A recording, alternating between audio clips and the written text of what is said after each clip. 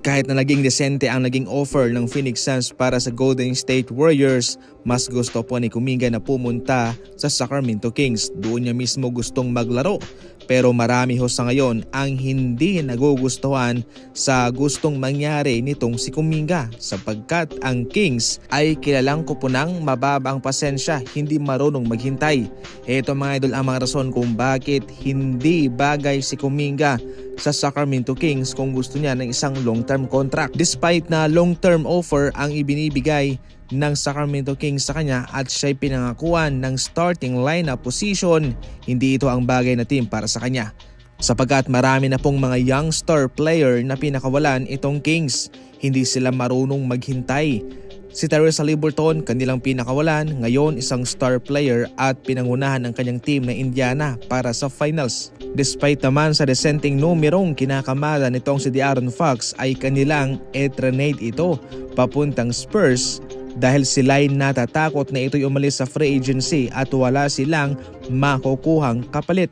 Nagkaroon ng lamat ang relasyon ni Fox sa Sacramento Kings dahil rin po sa kanilang pagsibak kay Coach Mike Brown na siyang tumapos sa kanilang playoff drought sa loob ng 16 years. Akalain nyo ha, iyon mismo ang nagpapasok sa kanila sa playoff pero kanilang sinibak kaagad. Samantalang si Mitchell naman ay isang defensive mindset na player pero bumaba ang kanyang exposure at playing time sa Kings sapagkat nagbago na ho ang coaching management sa kanila. Ang lahat ng ito ay resulta mismo mga idol ng palpak na management ng Sacramento Kings. Siyempre yung pinaka-latest yung kanilang pagkuha naman kay Zach LaVine at kay DeMar DeRozan na hindi na nga nagkakaroon ng magandang combination performance sa Chicago Bulls. Aba, ito ay kanilang kinuha pa at sa ngayon ganun pa rin naman.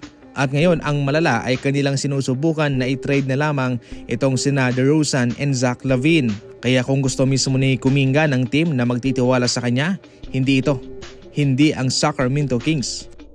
Sa ibang mga balita naman, kaagad na sinibak ng ESPN itong si Shannon Sharpe pagkatapos lamang po ng halos 2 linggong pagsettle niya ng isang reklamo sa kanyang ex-girlfriend na siyang nag-aakusa sa kanya ng rape. Hindi na po ito yung first time na nangyari sa ESPN sapagkat si Paul Pierce noon nagla-live habang mayroong mga chika babes na sumasayaw sa kanyang likod.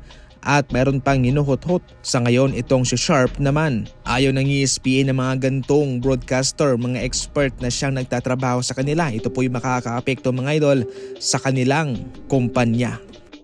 Sa ating huling balita, ang OKC Thunder sa ngayon ang number 1 sa power ranking sa NBA.